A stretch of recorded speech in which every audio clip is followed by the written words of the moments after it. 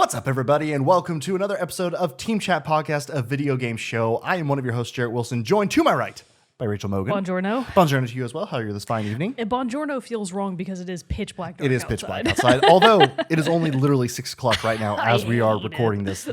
I'm still not used to it. My day of birth is on the darkest day of the year. Oh, Yep. that's true. That's true. Yeah, I never put that together. Ideal for gamers because Oh, then you don't absolutely. have to deal with the glare on your TV screen.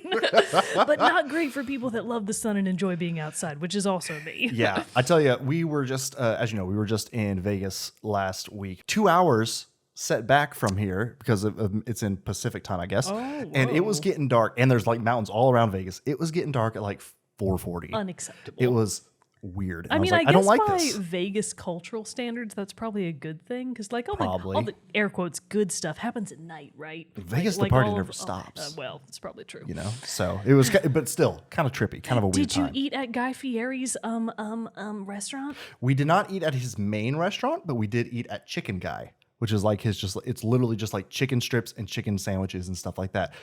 Delicious. Well, we Because- love a specialist king. Oh, we do indeed. Because it was like deeply like a thick panko breading with like I like some a like panko. cheese, kind of like worked in there a little bit. Bleh, Maybe never like mind, you some. lost No, me. not like cheese. It's not like you rip it apart and you see like cheesy, Bleh. but still so good. And the fries, perfect seasoning. Nashville hot or just standard fried?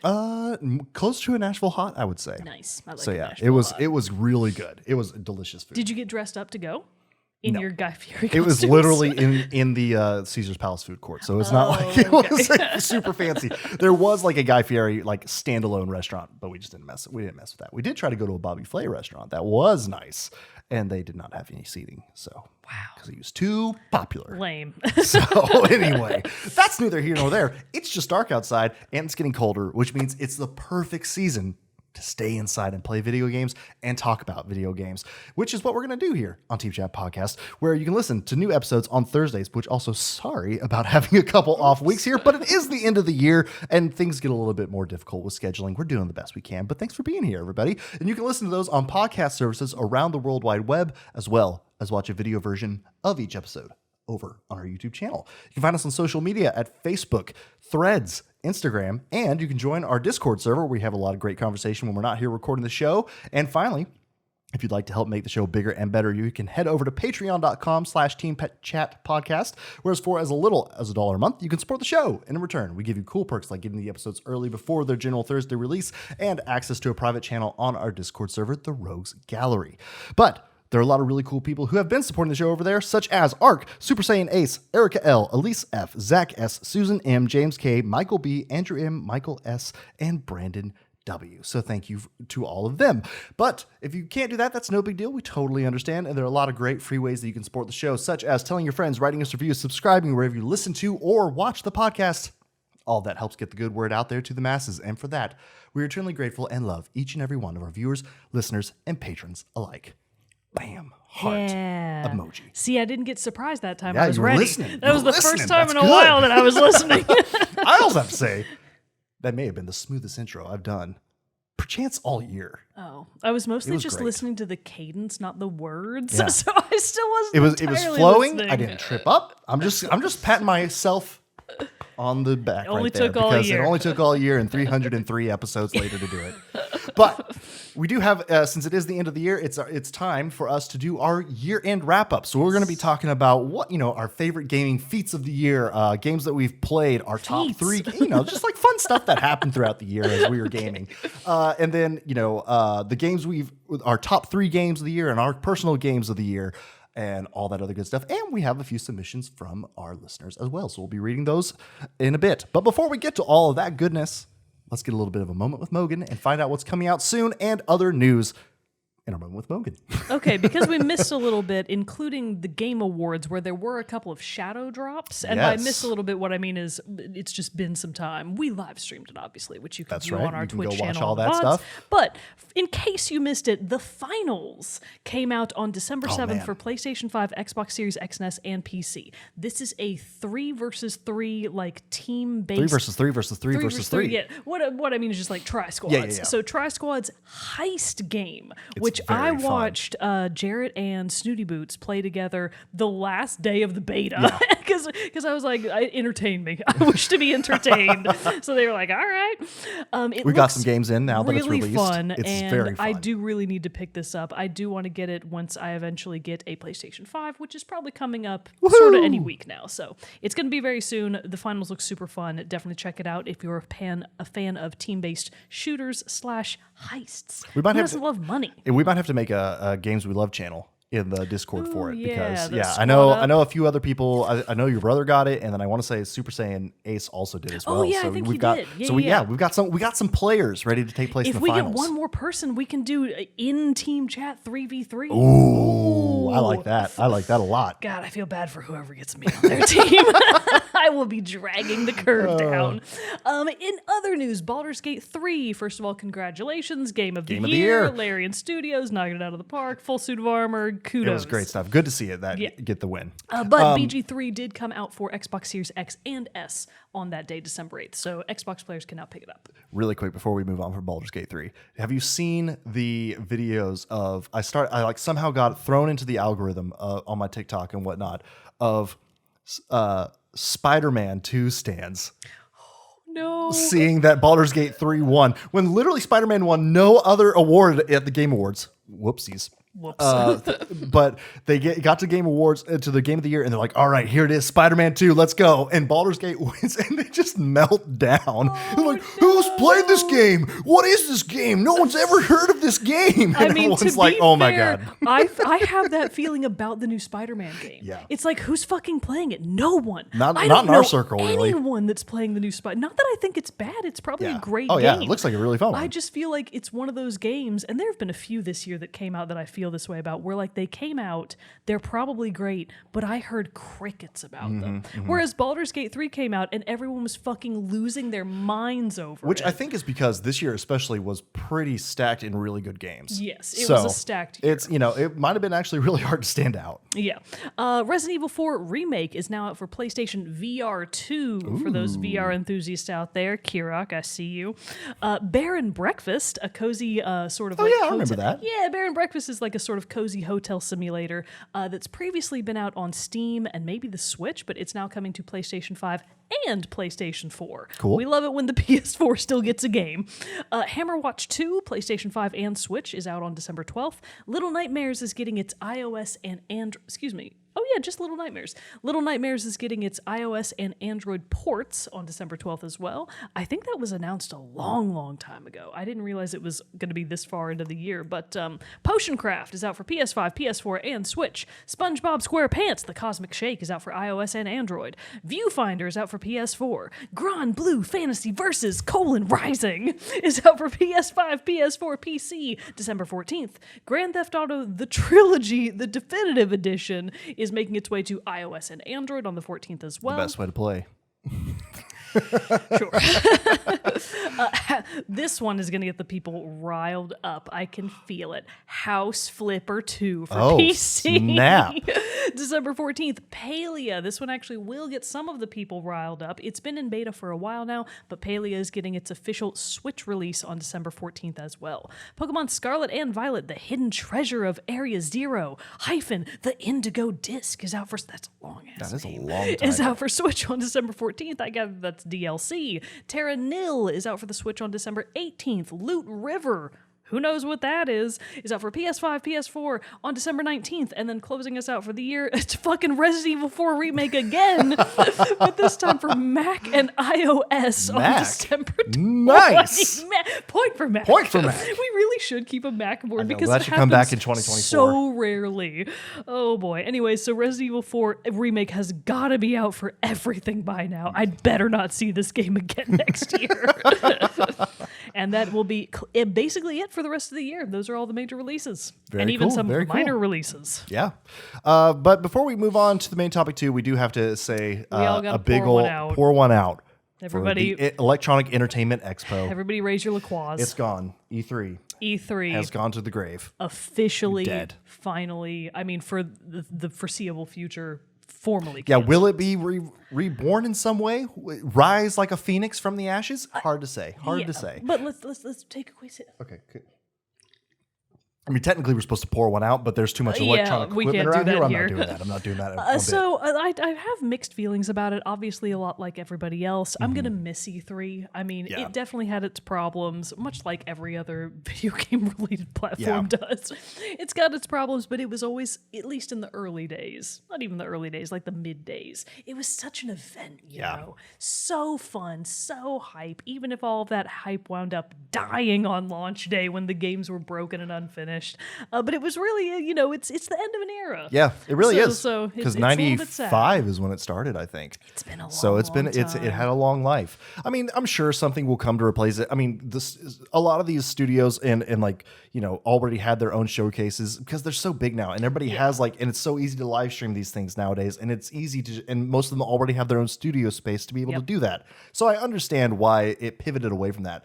There's already, alongside the Game Awards, Jeff Keighley does have Summer Games Fest, which kind of fills that gap too. And there's still PAX and a few Yeah, I other was big gonna ones say the too. PAXs. So it's not like video game expos are dead completely. It's just that the big one is big gone. granddaddy of them all is gone. And to some extent, I really was hoping that it would have been cool to go in person once they opened it up, to the public, because that was only within the last 10-ish years, I want to say that happened. And so, it was always a dream that that would be really cool to do.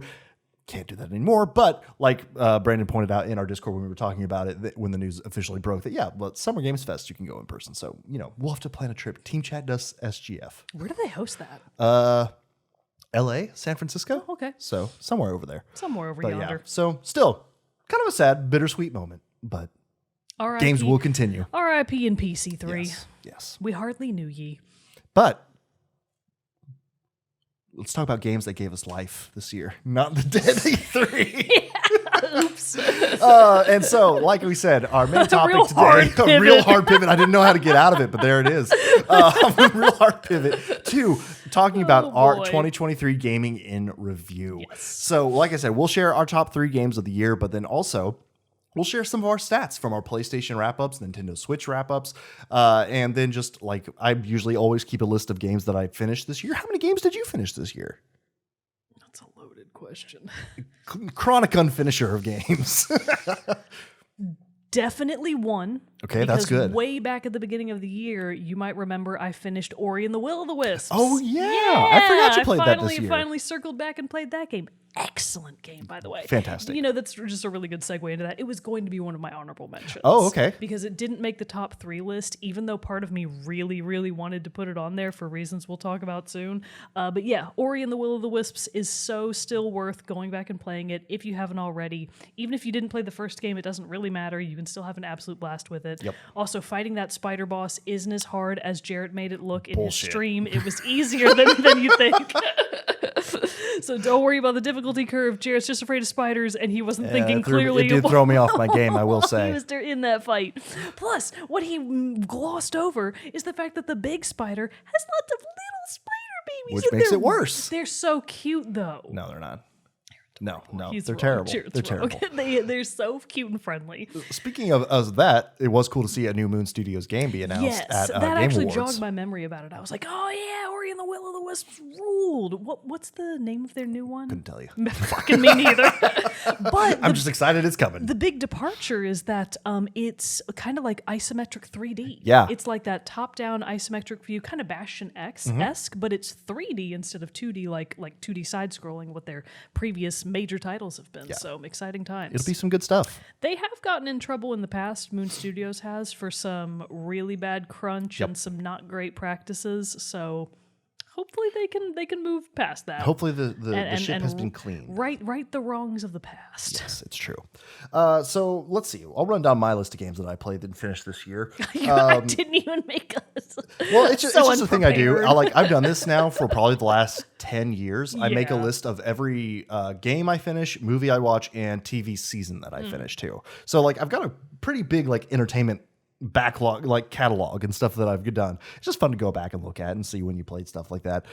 So I started off the year finishing up God of War Ragnarok, Very nice. which, quick aside, I have been playing the Shadow Drop DLC. Well, I guess it wasn't Shadow Drop because it came out yesterday officially, but it was announced at the Game Awards. The God of War Valhalla DLC, which basically is a roguelike game and everything like that, where well, everybody knows what that is. And so I've been playing through it yesterday and today for a little bit. It's pretty damn fun. So go check it out. It's free DLC, which makes it even better. So started off with God of War Ragnarok. Then I played Moving Out, which is a very silly co-op. Yeah. It's a la Overcooked game. Yes, you but told you're me movers. about that. Yeah. And it's very funny. And that the physics are very physics wacky are and hilarious. silly. Yeah. We have Moving Out 2 also, but we just haven't had a chance to play that one yet. You played that with Sam, right? Yes. Yeah. Nice. It's on here because it's like completely finished. I platinumed Star Wars Battlefront 2. I saw that on your PlayStation recap, I think, and I was like, really? Still in this, the year of our Lord, I mean, 2023? I did delete it off my PlayStation after that was over to make room for other things because I was like, I did it. It's done. I'm never going back. I mean, no, I'll probably go back, especially if they never give another Battlefront game like that. But it was still really fun to finally get that platinum. Ghost of Tsushima Director's Cut. Fantastic game as well. I totally forgot that you only, like, in my mind, you finished that game last year. Yeah, I was going through and making this list, looking at my list, and I was like, oh yeah, I played that game. Yeah, that's wild. Great game. Star Wars Jedi Survivor, Sayonara Wild Hearts, yeah. Mass Effect. Would you finish that one too? Two, everybody, You got two two. games. Mass Effect finally wrapped up that first one too. Big year. Resident Evil 7 Biohazard, and then Advanced Wars 1 from Reboot Camp. I still have 2 to go to, but I did finish the first one. And then not on this list too, but I also did platinum. Oh, I platinumed Jedi Survivor also, and I platinumed Star Wars Racer, which is the pod racing game from my you N64. did tell me about that. So Yeah. that which Nice. still holds up is a fantastic racing game. So it's a lot of good stuff. Yeah, I'm pretty sure I didn't finish any games this year except for the 2 he just mentioned. I mean, it was a massive year in gaming for me. I played a ton of time in games, but it was kind of the same small handful of games. I did put quite a few hours into Ori and the Will of the Wisp. They're like right at the January-February mark. I think I finished it in either January or very early February because then the best game of the year came out. Final Fantasy Theater Rhythm Final Bar Line came out at the very end of February, and that was my just whole obsessed your year year. in gaming. So it's just that the games that I did play were massive, and they took up all of my time. And then a little sprinkle of other games on the side, like my we were talking about this in the Discord. My PlayStation recap this year is pathetic. Yeah. Because I spent so little time gaming on my PlayStation this year. I barely used it. The game that came out on top, I guess it's probably no surprise, but I was still kind of shocked at how many hours I did actually put into it, was Overwatch 2. Just because it feels like I really barely played it at all. Well, because everyone barely played it at all, Everyone to barely- be fair. Very, very sick burn there. What do you remember from my PS recap? Was it 50 some odd hours that I put into Overwatch? We can I see. wanna say We got that's- the old you Discord pull that right up. here. We'll just so take a it quick little peek. was Overwatch. It was that the only game I played this It honestly, that I feel like year? it was. Like you didn't That put was very pretty much much it. up there. I think No. 4 games. Only 4 games. And that's it. And I did scroll up a little bit. No, that was it. That That's was all I you put in gave. here. That was all you gave us. Yeah. Oh, okay. Yeah. It was Overwatch 2, and then Solar Ash. The second runner yeah. up was Solar Ash, and I was like, oh yeah, That game, which I didn't finish, so it doesn't even make it onto the finished list. And everything else was so minuscule after that, because Solar Ash, I think I only had maybe 5 hours of playtime. Yeah. So my hours on PlayStation were just abysmal this year, which is too bad because we've been talking before the episode. I just now picked up Dredge, one of the contenders for Indie Game of the Year at the Game Awards this year, and I had known about it for many months. It's been out for a while now, but it's just a really nice kind of creepy horror-flavored fishing sim. Yeah. So it's sort of a horror game, but also not really. It's mostly for like chill fishing and junk, but there's creepy shit happening on the margins. I'm excited. I'll have to see that one. I'll have to come over and like watch you play it for a bit because I will- fishing in video games is Yes. not one of my favorite I love activities. fishing in video but games. So this what a one, delight. a whole game dedicated Yeah, to it, might be a whole little bit better. game. Might grab my attention a little bit. More. It's definitely, I was getting this time of year, like when it starts to get cold and dark, I definitely get Stardew syndrome. I'm like, for it's sure. time to start to a new farm." farm. But I didn't want to go back to Stardew Valley, so I was like, there's gotta be something else. Yeah. And because of the Game Awards, I think they were having like a Game Awards sale on PlayStation. So the deluxe edition of of Dredge was on sale Oh for shit! like I should have checked that out. $20. It might still be on sale. Okay, I'll have to go look and see if they got go any. go check it out. It was only $20 when I picked it up, which included some sort of either DLC or maybe an update pack. I really didn't look Nice. that closely into it because I was like, well, why is one version $20 and it's the deluxe edition? Yeah. But the base version is $24. I don't understand what's Doesn't happening make here. sense. So just get the deluxe version. Presumably it's cheaper and probably more of it. But I'm having a really fun time in it. And if the PlayStation recap had caught those Dredge hours, I think it would have been like 60. Like Would've- 60 would've for the edged it? year. Nice. Yeah. Would have edged it a little bit higher up. Very cool. Well, since we're talking about our recaps and stuff, I'll share my PlayStation stats for the year. I had 354 hours of gaming, which feels pretty good. That feels pretty good. And that's like mixed in because I actually played on my PC a lot more this year because of like Baldur's Gate. Still playing Apex Hardcore, which finally got cross progression and merged okay. all accounts. So I got like, I had been playing on my Xbox and was like, almost level 300 something, and obviously had like so many skins. Hey, Snooty Boots is playing the finals right now. We're on He actually you. just texted me. You want to run a few more? I'm recording. I can't. Damn it. I'll text him back.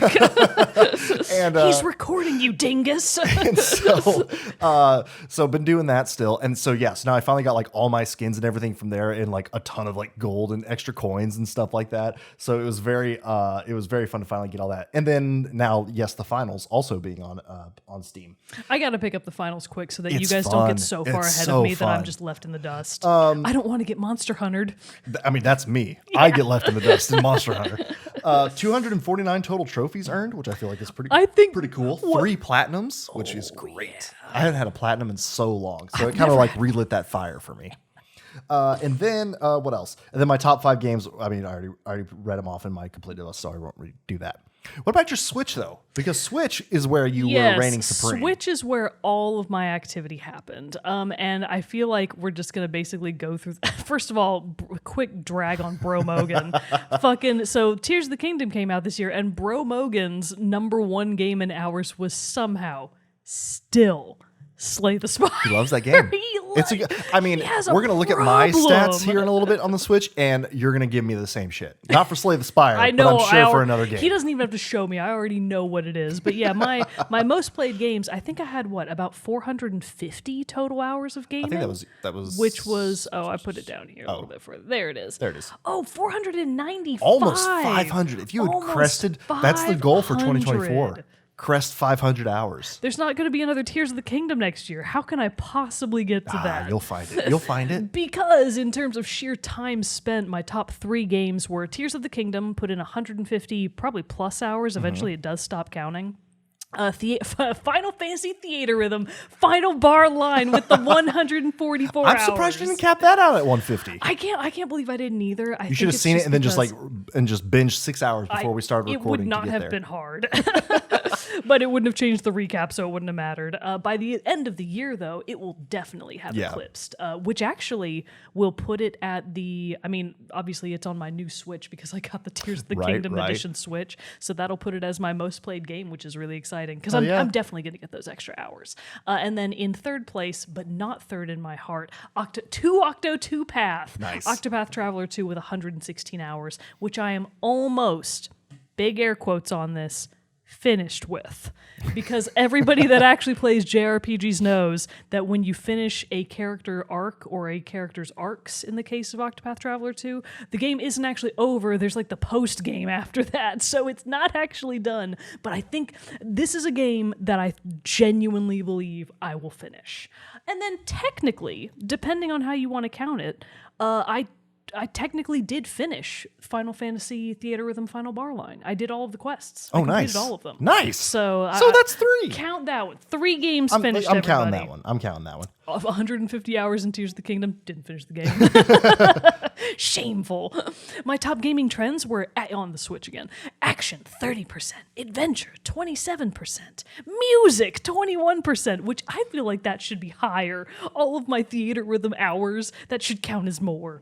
Role-playing, 17%. I guess it's counting... How would that be accurate? Because role-playing is what I would consider Octopath Traveler 2. So how could it only be 17% on the that's list? weird. Party games, 3%. That's definitely Mario Party. Yeah. There's no way it's anything else. And then shooters, 2%. On the Switch? I don't shoot anything on the Nintendo Switch. Yeah. Weird. That Except the probably- hours. That was probably one of those weird SNES games that I played with Bro Mogan. Oh, yeah. willing to bet. Probably something like that. Also, for some reason, it didn't load my avatar into my recap, and I was annoyed about that. That is annoying. Because everybody else's Mii's loaded, and my Mii didn't. That's dumb. It's dumb. Because my Mii is sexy. And then May, is that, I'm assuming, May was Tears of the Kingdom? 118 of my hours. That was Tears of the Kingdom. But, it's funny, when I kept going through the recap, the last, I think, starting Oh, in... was it Splatoon? Oh, it would have been Splat, yes. Because I did play a little bit of Splatoon 3 this year. Not a lot. I've pretty much tapered off on that game, but a little bit. So May was obviously the most of my years, but I think starting from about August and every other month of the year, my top game played was Final Bar Line. Like, no contest. Very cool. All right, we'll run through mine really quick. I actually did not have a chance to do this. We're going to do this live. This is going to be a Put it fun. on the screen. We're not going to put it That's on going the to be too much to do right We're now. just Really gonna- quick, I have to we're like just set gonna up talk other through whole other things. So Yeah. we're just going to talk through it and use your mind to Use imagine your the pictures. imagination. All right, well, let's get started here, and we'll just read the same stats and just run through this real quick. I need to update Your my Mii Mii. loaded. It loaded for me, but it's completely inaccurate. I have so much hair, and no longer. And you don't wear sunglasses indoors. Yeah. All right, here we go. First game of 2023 was Star Wars Jedi Knight. The title went away, and now I don't know what Jedi Knight 2, Jedi Academy. And so that game was fun, but also very annoying because the controls are very outdated, and it was a little rough. My first game of the year was Ori and the Will of the Wisps. Nice.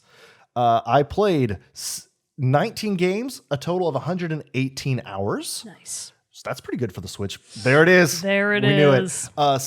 Sid Meier's Civilization 6, 53 hours to that one. Advanced Wars 1 plus 2 Reboot Camp, 25 hours. And then Star Wars Jedi Knight, Jedi Academy at 17 hours for my number 3. You know what? I got to say, I'm actually a little surprised that your Civ hours are that low. Well, because it got eaten up by Jedi Survivor. Yep, Which was sure like did. 92 hours I played that one on the PlayStation. Click through on and the then, bottom. Let's see what else let's is see on what else we there. got. Oh, never mind. It's Oh, just that's the just feature. most Yeah. played month and all that Gotcha. stuff. Advanced Wars, such a fun game. My God. My gaming trends strategy was What a top. surprise, Makes sense with Civ. Civ 6 and got the boost and of. Advanced Wars. I'm honestly surprised because I started playing Cult of the Lamb again a little bit, and I'm surprised it didn't make this because I still feel like I played it quite a bit this year, but I guess not. Let's see. Anything big? Played the most in October, 19 hours. Because you missed out on Tears of the Kingdom. Yeah, You're the favorite only game, one. It's Civ. Does it give me a lot of different options? Oh, Mario Kart. There's Cult of the Lamb. Only 5 hours. Wow. Okay, womp womp. Maybe you're, Breath maybe of the you're just... Wild. When I got the tiniest bit of FOMO. When Tears of the Kingdom came out, I played for 3 hours and then didn't touch it ever hours. again. Notice that it told you when you started the game. You started it Oh, in man. 2017, and then you played 3 hours this year. That makes sense. Hilarious. All right, man, some good stuff there. Yeah, my Switch didn't get a whole lot of action this year, but there were some fantastic games out on the PlayStation that really took my priority. Yeah. So, with that being said, shall we move on to reading out our top 3 games, Absolutely. our top games of the year. Would you so, like to start, good yeah, sir? sure. My number 3 for my favorite games of the year. Wait, can I guess it? Sure, Is it Advanced Wars 1 and 2? 1 plus 2? it is indeed. Wow, I'm Not Advanced incredible. Wars, well, technically Advanced Wars 1, because like I Oh, said, I haven't finished 2 yet. But yes, Advanced Wars 2 was or Advanced Wars 1, it was so much fun getting to relive that nostalgia, which the more I think about it, like I used to play it with my buddy growing up when it was on the Game Boy Advance. And he had it. I didn't have a Game Boy Advance, so I only got to play it at his house. So I only probably played the first couple missions, if anything, or like maybe skipped around in his save file if that was possible at the time to go back to replay old stuff. And most of it was probably spent watching him play it. Classic. But- the kids don't do that enough these Right? days. Watch their friends play a No, video you gotta game. be. Everybody's got to be included. now. No. You got to have your own controller, Multiplayer games, never heard of them. right? And so, but I always remembered it being like super fun because even on the Game Boy Advance, it was so fun. Like the little like battle videos that would come up when it would like each side would fire at each other, and the victor would be like, and the defeated enemy would be like, and be all mad. It was just so fun, and it was like. It really was like playing a board game, which at that time I was super big into playing Risk with my friends, the board game version of Civilization, and God, you're such a and other stuff, nerd. Stratego, and other stuff like that. So like I was super into it. So having like a video game version of that, So much fun. And so now getting it completely renewed and refreshed with updated graphics and everything and updated gameplay, it was just a absolute blast to get to play that game. Absolutely loved it. Would 10 out of 10 recommend. Again, like I said, I do understand why it was delayed because while it is very fun, how it treats just the overall tone of it is like, war is a fun game. And it's like, oh no, the themes were a little misaligned with the times. Yes, because it's like you have all your commanding officers and then the enemy commanding officers, and it's like they're all used to be like old friends. And there's like, oh, why did you join the blue guy, the Blue Star Army? Why did you do this? And it's just like, I have my reasons. I'll see you next time. It's just like peace out. It's kind of weird. Like the stakes are really low. Like Yes. it's a war game, but there's not really. But you're like invading other nations and like they're invading you, and like your soldiers are dying. It shows it in the videos as they get blown away by tank fire. You're like when the infantry fights a tank and a tank rolls up and shoots at him, the little infantry goes pew pew pew, like fly off the screen, and then the very next thing is intercut with a cutscene of them going like, "Woo, that was tough. We'll see you tomorrow."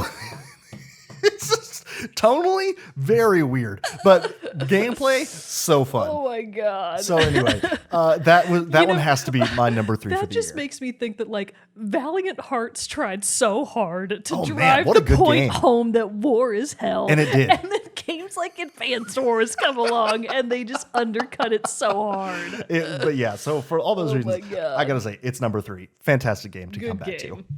All right, my number 3, I'm going to say this with a big grain of salt because honestly, I'm kind of begrudging about it, even though the time spent in-game would say otherwise. It's Tears of the Kingdom. Oh. But I was really, really considering not listing it. I was like, I feel like Ori and the Will of the Wisps should get that spot. Well, because I feel like you obviously talked about it when the game came out and when it was brand new and Yes. fresh, but after that, So I haven't heard you talk about it at all. That's exactly my reasoning, because as soon as I decided that I was, air quotes, done playing it, which I didn't finish the game, I got to the point where I had done all 4 of the main like side characters quests, your little helper people. I did all of their quests and I collected all of the titular tiers of the Right. kingdom. And then I got to the point where I technically could go and finish the game, and I just went, not today. And then and then as Your list of completed games would be so much longer if you would be didn't get so- to that last bit and just said, not today. But see, the thing with Tears of the Kingdom is it was not today, and then the next day, like as soon as I got to that point, Yeah. I feel like the drive to play the game, and not even the drive to play the game, thinking about it, just Yeah. thinking about Tears of the Kingdom, in one ear, out the other. Like it truly feels like it was just sort of a, great, I am done with this. Wipe the memory. I Right. don't need this information anymore. So even though I clearly had a great time with the game, I wouldn't have put 150 plus hours into it if I didn't. I had some pretty, I think, valid complaints about Tears of the Kingdom that I just feel make it not Game of the Year quality for Yeah. me. And I was really glad that at the Game Awards it didn't win Game of the Year, because I was like, if it does, I'm going to It also didn't really win that much. No, I was like, I'm going to be embarrassed if it wins. I feel like in my head, I was expecting it to when it came out because of how big the reception was for Breath of the Yes. Wild. Yeah. And I just kind of assumed that naturally that was just going to carry over and this one be received the and same the way. reception for Tears of the Kingdom was incredible. And Right. obviously the people that enjoy the more builder elements of it, you know, being able to put stuff together with your mage hand, I forget what they call it in game, your iPad, I don't know, whatever they fucking call Sheikah it. Slate. Come Sheikah on Slate, now. there we go. I know I that. couldn't even remember the word for it. That's how little I remember of that game. It's like, nope, go away. And I think the biggest problem, like the biggest gripe I had with the game, and this is my own fault. I am willing to admit that this is my bad. I am on record in episodes in episodes of yore, Yep. saying multiple times, Nintendo, just give me Breath of the Wild again. And I was mistaken about that. Did not want that twice. Because what I didn't think they would do is reuse the exact same map. And that was the element that I think really kind of made the game less enjoyable for me. Yeah. Because the thing about Breath of the Wild that was so wonderful was that exploration aspect. And yes, they did add in the abyss or whatever they fucking call it. That was like Yeah, the the underground stuff. I think they call it the abyss or the darkness or something like that. Again, I don't remember the game. The darkness down below, which at first blush seems really innovative and really like, oh my God, this is all new territory, until it occurs to you that, oh no, it's not. The abyss is a literal mirror of what's above. It quite literally is. So It's like, just dark. Like imagine that on the overworld there's a mountain. Right. Well, in the abyss there's a valley where that mountain is. It's literally just the inverse of each other. So it's just dark, and That's there are weird. different enemies down there to a certain extent. Mostly they're just kind of the same enemies, but with Glowing red eyes or something like flavor that. to Yeah. them. Bone flavor. you get the Little idea. bone broth A little flavoring. bone broth in there. It's like Salt Bay, but bone broth bay. So it's a literal mirror. The one part of the game that I would say was truly somewhat innovative, at least as far as the exploration aspect goes, was the sky. The sky islands were all like new shit, and it was like, okay, the sky part is really fun. But the overworld, you've been everywhere before. Yeah. All of the same towns were there. A lot of the same characters were there. A lot of the same characters came back, even though they were a little bit older this time. And I was like, oh God, not these fuckers again. Right. So just there were a lot of things about it that were, and again, I know this is my own fault, but it was too much of the same.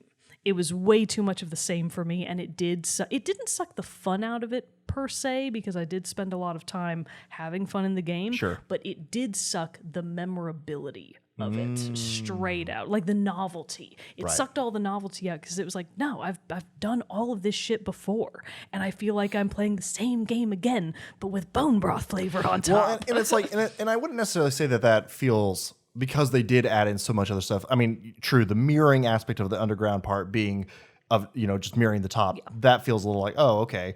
But I wouldn't say that it's like, I don't feel like they did that out of laziness, because they did like add No, I in don't think the so. sky, the ground, Yes. and then They like clearly- the they were all- expansiveness of like the building mechanics and all that stuff. Yeah. But no, it would be the same thing. I would not have enjoyed Horizon Forbidden West as much if it had literally taken place in the exact same spot as Yes, Horizon Zero Dawn. Exactly. I did really appreciate that they did try to make more of like a dungeon feel for those main 4 quests. I really liked the puzzling aspects that they did in there. One of the ones that's in the desert used like a tried and true Zelda dungeon tactic of mirrors and lights, which is like, that's nice. in all Love to the see old it. Zelda games. I love that kind of stuff. There was the water level, of course, which had all kinds of mechanics that I was like, fuck. So it's supposed to. It's supposed to do that. So that was perfectly in line Yeah. with that. So I appreciated the elements that they did add that were totally new. The dungeons, some of the bosses were really fun.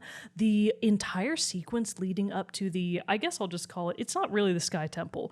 It's whatever the area above the Riddo town is. Okay. People will know. Whatever. Don't worry about it. That whole sequence was really fun, really atmospheric, and that boss was actually really fun to play. So there were elements of the game that I loved, but there was just too much of the same, and ultimately it made the game really forgettable for me. And even though they did a lot to try to beef up the story aspects, we have talked many times before, I couldn't possibly give fewer fucks about the story in Breath of the Wild or Tears of the Kingdom. I just don't care. Yeah. So even though they did their absolute best, I was like, No. skip. I'm not interested in this. So it's a grudging Tears of the Kingdom at number 3 for me. Awesome. And if I'm listening to my heart, it's Ori and the Will-o'-the-Wisps. It's on a technicality. Nice. Yeah, I mean, it was Ori and the Will-o'-the-Wisp was a fantastic game. Tears of the technicality, anybody? All right, well, let's move on to our number 2 slots. Any guesses for this one? Ooh, it's probably, I think your number 1 is going to be Jedi Survivor. Your number 2, Oh, and well, no. Go ahead and guess. the finals. No, Oh, okay. Well, I not wasn't sure too if you'd put too enough new. in it. Too Okay, new. Too new. To Too new. really do that one. Give me a hint of time of year. Well, this one follows the old Team Chat way of not being a game from 2023. That pod racing game. Oh no. Shit. Ghost of Tsushima. Yes. Okay, there we go. So we've talked about this in past years and everything like that. Since we are gamers of limited time and budget, the games we can't hit all the big games of 2023. You've seen our We just hours. can't. We just and can't. So we revisit a lot of old ones, and sometimes those make it into our best games of the year because I hadn't played Ghost of Tsushima up until this year, and yes, that game hits the number 2 spot because not only is the story really well done, and it's one of those games. Ghost of Tsushima is an open world game, but this, and I say this normally, I would say this almost as a knock. It is not a knock in this case, where like I did not get distracted with side quests. I was in that story, Laser focused on that story, and was able to beat that game in like 35 hours. I did piddle around, and I can't imagine beating a game in so few hours. I did piddle around and do some side quest things, but man, I just needed the next story beat after beat after beat. That game from start to finish was a fantastic ride. And not only that, the combat, top notch. And you played on hardest mode? No, I think I only did hard. Okay. But Coward. I'm just kidding. but still, it just like how smooth and seamless. Like it really does feel like you are embodying and playing as a samurai who is at the top of his game and like at the top of his swordsmanship and everything. And you still like have the, like there would be like the classic samurai duels, and it would like set them up like in a movie and everything, like have these like, they like slowly like, pop their katanas out of their sheaths and everything. And just, it was so cinematic, but not in the way that I would call The Order 1886 a cinematic game. More that the cinematic elements of it were blended into the gameplay. So seamlessly. Yes. And it felt like you were playing like a Kurosawa movie, Yeah. samurai movie and stuff like that. So it's more that the visual cues that you know from film were just really well represented in the gameplay. Yes, and just also samurai culture in general, and the more medieval Japanese times and everything. I've watched Samurai Champloo. I would know.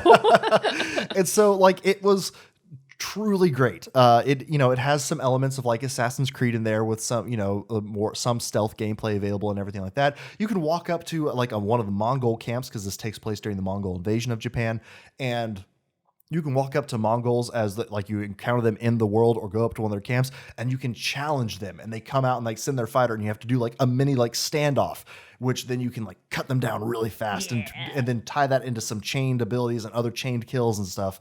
It just, I know I never actually circled around and did a full review of it. I'm now realizing, because Did you not? I thought you did. I didn't, because I never got to doing I have the director's cut, so I wanted to play the Iki Island expansion, and I didn't have a chance to jump into the multiplayer yet. So I didn't like fully round it out yet to do the review. But of like the single player, it was great.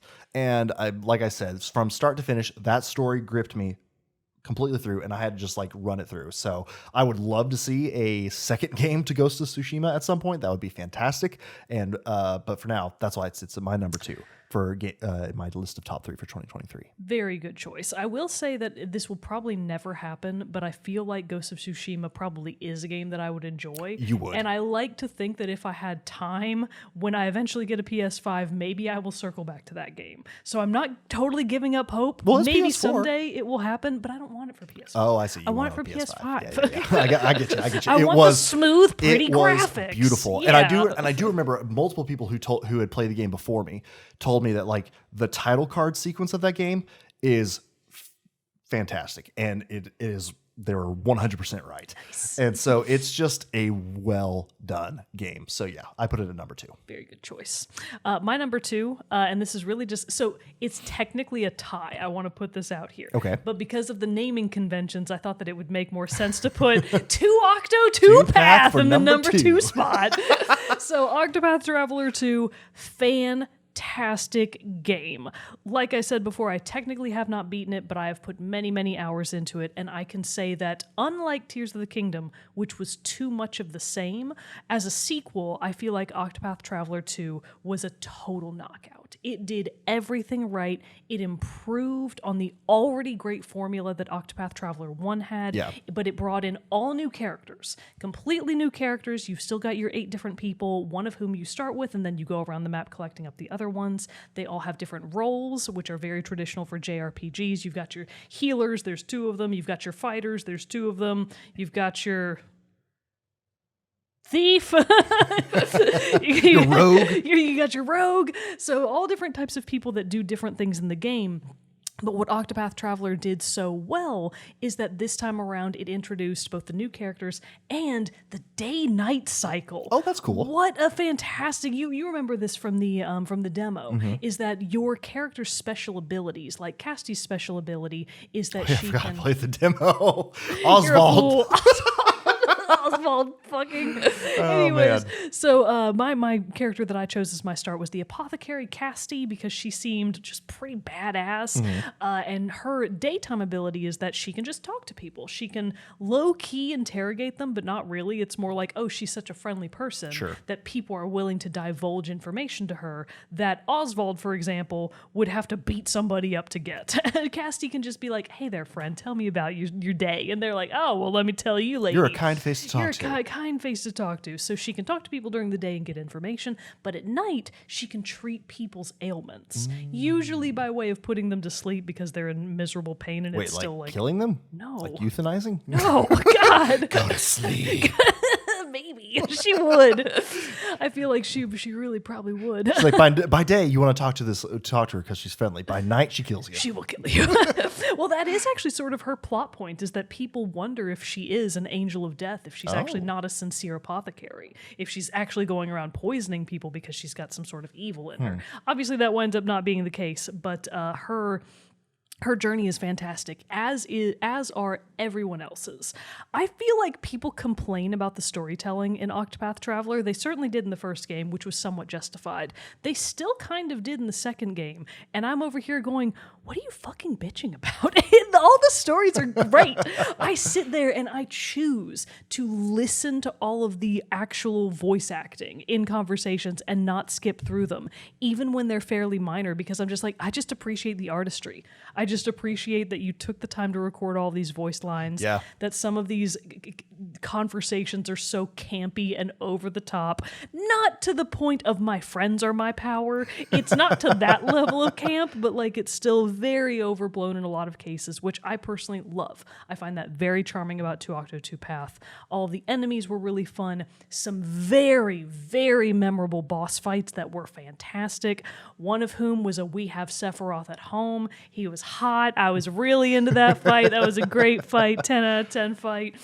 So yeah, 2 Octo 2 Path, it is so worth playing through everyone's stories. It is so worth playing, period. It is a long-ass game, make no mistake, but I have enjoyed every hour I've put into it, and every time I pick it back up, I'm like, yes, this game. This feels like home again. Very and nice. not only that, like Tears of the Kingdom, going back and playing Tears of the Kingdom gave me no will to play Breath of the Wild. 2 Octo 2 Path is making me go, shit, as soon as I'm done with this game and its post-game content where you fight the secret super boss, it's making me want to go back and finish all of the other paths from 1 Octo 1 Path. I feel like that's the mark of a great sequel, is that if it's so good that it makes you want to go back and replay the first game, it's definitely doing something right. Right. So it's a fantastic game. Can't recommend it enough. It's available for most/all consoles. I think so. It's definitely for And it's on Switch and Steam PS4, too, I think, right? and I think it's on Steam. I'm pretty sure it's also for Xbox. Nice. It's available for everything. Please, dear God, if you've ever even remotely liked a JRPG, go play it. It's such a good game. Give it a shot. Yeah, give it a shot. Oswald's voice lines are so stupid. They are so great. God, that guy's dumb. He was. I enjoyed playing him in the demo. That was an interesting time. Oh, boy. Anyways, great game. 10 out of 10. Nice. Well, before we do our top picks of the year, we did have some listener submissions for their top 3 games and some honorable mentions as well. So let's read those first before we round out our list. So starting with, go ahead. No. Please, good sir. Bromogan. His top 3 games are number 3, Fire Emblem Engage. He says, which everyone forgot about because it came out in January. Very true. Number 2, Tears of the Kingdom. And then number 1, the Resident Evil 4 remake. No surprise there. With an honorable mention of 2 Octo 2 Path. Though he's not through everyone's chapter 1 yet. Yeah, so that's why it's honorable mention, because he hasn't fucking gotten anywhere yet. He's really dragging his feet. And then from Brandon W., we've got he kind of went in a different order. Honorable mentions, Quantum Break and The Legend of Dragoon. Because that went on PS1 Classics, or like it's now on the PlayStation Network or something like that. Yeah. So he actually played and finished The Legend of Dragoon and agreed that it holds up. So The Legend of Dragoon, 10 out of 10 game. His original, I guess these aren't really in order, Metroid Prime Remastered, which that's a game that I still have to fucking go back I'm and surprised play. you haven't done that one yet. It's been a busy year. I've been playing other games. Final Fantasy 16. I was glad to see at least one person shout out FF16. Dead Space, another game that I feel remake? like came Yeah. out Or earlier in the year. No, remake, yeah. Remake. Came out earlier in the year, got fantastic reception. Everybody loved wanna it. play that and then one. I feel like everyone forgot about it because everything else came out. Resident Evil 4 Remake also made his list, and then top of the list, Alan Wake 2. No surprise. That is actually the first game I'm going to get for my PS5 when I eventually Hell get it, yeah. because I really actually very strongly want to play I that do game. too. I want to play it a lot. And it has nothing to do with how adorable their president or lead, Luke, whatever his name is. What's his name? Their lead guy that did Sam Lake? Yes, Sam Lake, Okay, not I was Luke. like, Luke, Sam Lake. No, Sam Lake. He's so cute, and he was Man, having yeah. such a fun time dancing at the Game Awards. It was a great time. The best. That definitely didn't sway my opinion at all. Anyways, so those were all of Brandon W's picks. Nice. Then we have James K. He says, one game, Lies of P, because there were no other good ones. There were no other good ones. And he's the only person that I think can accurately comment on Lies of P. Lord Yeah. knows we can't. So I did ask him to give a little bit more information on that. And he says, a common response to the criticism is, quote, well, why don't you make your own movie, game, etc.? Lies of P feels like someone actually did that. They had ideas about Soulsborne, and instead of expressing those ideas in a video essay, actually just competed with the big boys, and it worked. It So, does look that's very pretty cool. I do have that Soulsborne fear of like, is that game too try hard for me? Would I actually be able to play it and finish it? Or would I get through like the first boss and go, I'm done with this? I think that's what I'm going to try to do in 2024 is try my hand at a Soulsborne once again. I played OG Dark Souls on the PS3 way back when and did not have to go very well at it. But now I feel like I've grown as both a person and a gamer. You and played I can Blasphemous, for God's sake. exactly. And Jesus. And I feel like I can be better at it. So I might try one of those this year. If you were going to try one, I would say maybe just go for Lies of P. Go for the newest, shiniest Right? thing, right? And I was if either gonna James do Gay that- thinks it's good. That or Elden Ring is Yeah. kind of what I was thinking. Oh, see, I feel like knowing your ambivalence towards the huge open world Tears of the Kingdom-esque games, I don't know. I feel Elden like Ring might be too like it is a pathless. big game. is And I know true. some people think that that's a pro, and for a lot of people it is. But that's honestly kind of like why I don't really have any interest in Elden Ring. I'm just at that point in my gamer life where I'm like, there are only so many hours in the Yeah, day. no, I'm right there with you. Then we had Fuchsia share two of her tops, Smooshy Come Home and Dorgogne. I couldn't figure out how to pronounce that game for the life of me. I hadn't heard of either of those. I have heard of Smooshy Come Home. It's a cute little game where you play as like a little mushroom and you're Oh. going around like, so that's why it's Smooshy, because he's a okay, little he's a little mushroom. squishy. Smooshy Come Home does look very cute. Fuchsia mentioned that most of her gaming time this year has been spent playing alphas for games that aren't out yet. So secret stuff. Ooh, wow, that's fun. And then from Super Saiyan Ace, we've got another game that I totally... Well, hang on. Honorable mentions first. Honorable mention to Starfield and Cyberpunk Phantom Liberty. Which is funny that that's the only time Starfield's getting mentioned in our Yeah, episode we is didn't as an get honorable anybody mention. else comment about it. And then his top three were Hogwarts Legacy, which again, I feel like it was such Forgot. a stacked year. Forgot that Totally came out. forgot about it. Street Fighter 6. I'm glad that somebody else was talking about Street Fighter, even though I'm a Tekken kid at heart and I fuck Street Fighter and hate that game. But then his number one, which I feel like you and I might eventually play, maybe. I do want to play this. Hi-Fi Rush. Very happy to see Hi-Fi Rush get a shout out here. Another one of those games that came out, back in February? It was like, yeah, It maybe was like really late, early in the year. almost like maybe early spring or something like Yeah. that. But yeah, and then again, like no one knew was gonna be. They just kind of were like, "Here's this game," And everyone was And- like, this game fucking slaps. "Yeah," both in music, art style, and like gameplay. So Yes. yes, definitely want to try that one. I And want then he that also one out soon. commented in the Show Topics channel that he thinks Team Chat Play should tackle Hi-Fi Rush. And I think that sounds like an excellent idea. That does sound like an excellent idea. I Sounds have like my a pretty good Xbox plan. One. That should be doable. We can make that happen. We can make that happen. And then another honorable mention, probably from both of us, that just I feel like neither of us can comment in super depth on, but we will be able to eventually. Baldur's Gate 3. Definitely, it was on Obviously, my honorable mentions yes. list for sure. Because while we celebrated that it won Game of the Year, we have only been playing it in our multiplayer campaign. At least Jared and I, we've exclusively been Yeah. playing in our joint multiplayer game, and we just haven't That's made it hard. that That's hard far. to get that get the group together to do that and to make substantial progress. Am I loving the game? Yes. Are we having a ton of fun with all of our random shenanigans that we get into? Absolutely. Absolutely. Yes. These fuckers convinced me to lose an eye in my You character. got a better eye in return. I don't know why you're still harping on this. It was more Cody being like, hey, Jared, go talk to that person. Go talk to that person. And then I lose my eye. That was very funny. And then did now, spend yes, I do a- have a better eye. And we spent a lot of time in the early game playing on hard mode, and Yes. we were just getting stomped. So eventually we were like, okay, let's be real gamers. Let's own up. Let's be real gamers about this. Lower the Lower that difficulty to difficulty normal. down a And we're little bit. having a much better time Oh, yeah. now. We're not breezing through it by any means. We still have our struggles, but it is at least doable now. Yeah. We're not losing constantly. And I took completely from the time that we have spent in it, understand completely why it did so well and why it got so many awards and why it was ultimately crowned Game of the Year. Oh, yeah. Just, I have not put enough hours into it yet to hit it, have it rank on my list. And in a certain sense, I would really say that Baldur's Gate is super, super fun as a multiplayer game, but that probably the more immersive experience is to play single player. And I did start a single player campaign. It was just hitting them honestly at about the same speed. So it felt like I was literally like doing something in my single player Yeah. and then I would do it in the multiplayer. And I was like, I need some distance in Yes. between this. So I did kind of like fall off of my single player experience. And also there were just other single player games I wanted to play. Yeah. So there you go. Yeah, but when you're playing with a full team of 4 like we are, Yeah. it means that the bonus characters, the Asterions, the Halcyons, the Halcyons, they can't actually join your team. Right. So there is a big part of the game, like the gaming character experience, that we are missing out on by not being able to spend loads of quality time with the Talking in-game to all of them and characters. doing all that stuff. Yeah. Plus, when you're playing with 4 other people and you do have limited time, we're really kind of breezing through a lot of the dialogue. Yeah, we're just kind of like, we're not hitting everything. We're like, Yeah. we got to actually make We progress gotta in the make gameplay. progress. So what we're saying is we would probably be having a much better experience, and it might be on our top 3 if we had the time. In 3 years, when we finish our first 3. run, it might make our top 3 lists.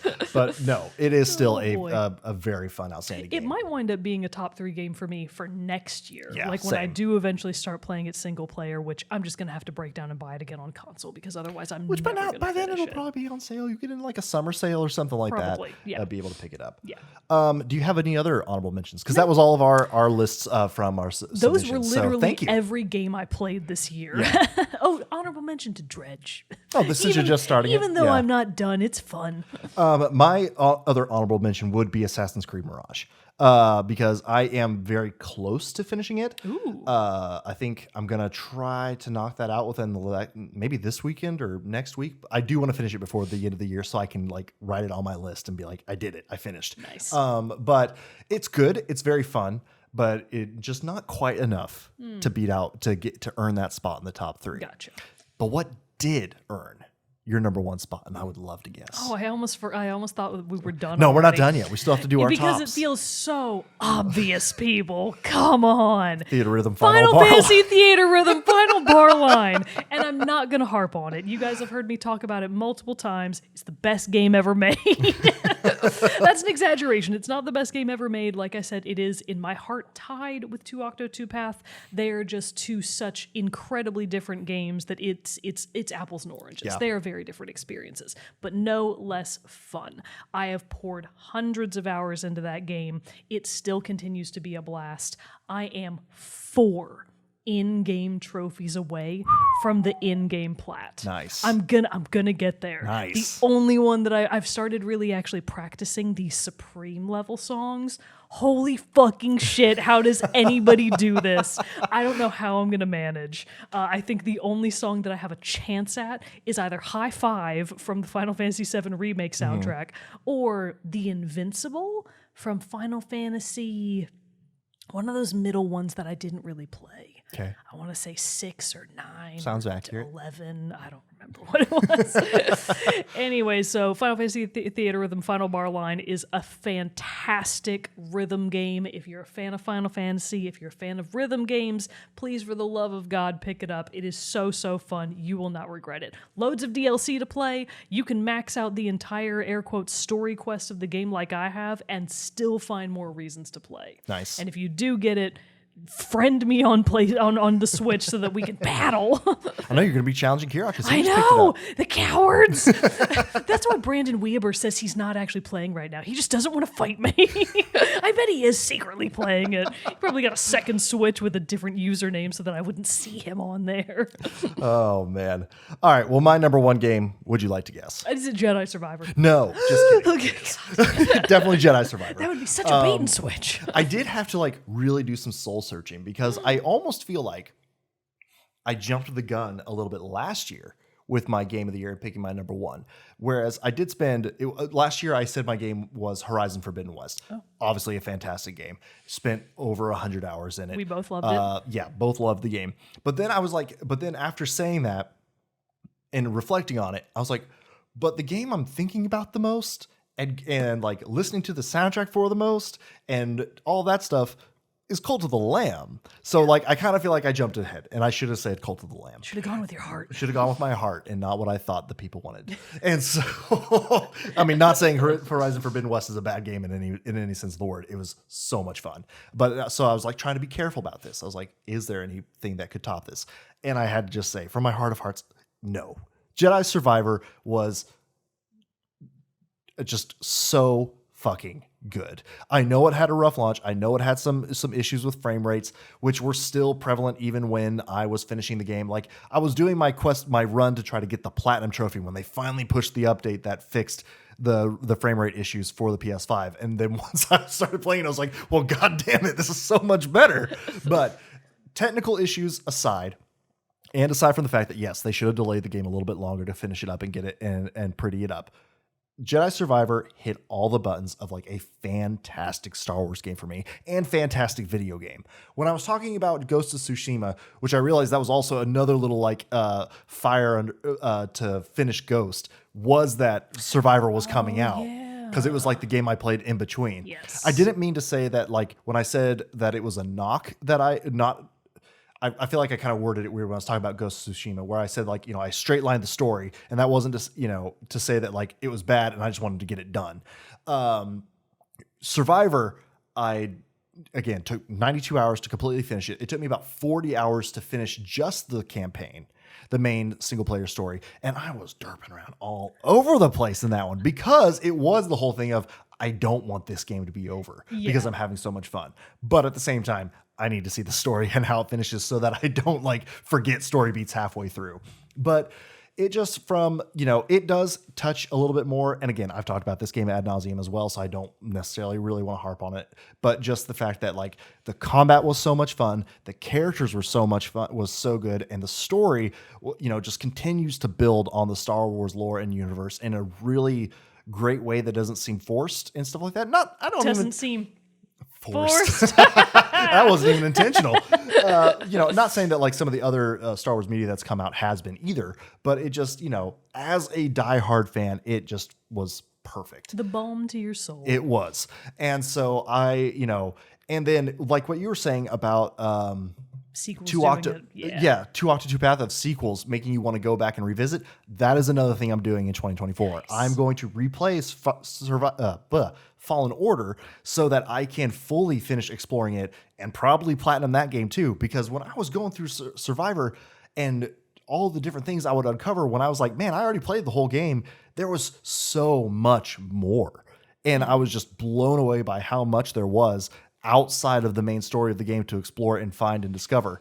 And I was just like, I have to do this in Fallen Order because I didn't do that in Fallen Order. I played the game, derped around, did a lot of side quests, did a lot of exploration, collectible finding and stuff like that, but I didn't do the full experience. And now I'm like, man, I missed out on a lot and I have to figure out what I did. So it's going to be a fun time getting to go back and do that.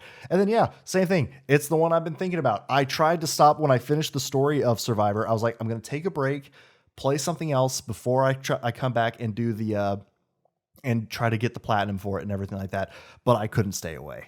Nice. I like just every moment I could, I was jumping back in to keep piddling around and just had the absolute blast. So when I think back at 2024, the highlight, 2023, excuse me, the highlight is definitely without a doubt Jedi Survivor. Nice. Good choice. So, it was a good time. The games that stick in your mind and in your heart, those are the ones that are the game of the year materials. And the soundtrack. So good too. I know I know we didn't talk about those as much this episode and things like that, but like the soundtrack was so good. And another entry in how Star Wars music now is starting to incorporate piano, which I'm really into. Ahsoka did that as well. The show did that as well, and its soundtrack had some cool piano bits in there, which Star Wars doesn't have a ton of in its music. So that's a very fun addition. It's not part of the Star Wars in-universe musical genre called Jizz.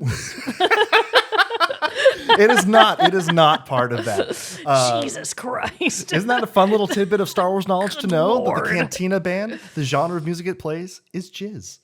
Tragic. There was a little bit of a kerfuffle in the Star Wars fandom when it thought they were trying to retcon it, because in like a book from a certain point of view that was covering Return of the Jedi, it's like a book of short stories. They were They talking tried to about change it it to Jaws. Jats. To Jats, and everyone's like, "Wait, are they trying to retcon jizz?" No, I put my foot down. This is the line in the sand that shall not be crossed. But no, boy. it's it's very funny because in the Discord in our memes channel, Brandon posted a sex playlist that's just the Cantina Band song on repeat, and it's so good, so good. What a great way to finish our wrap up talking about. The Jizz shout out.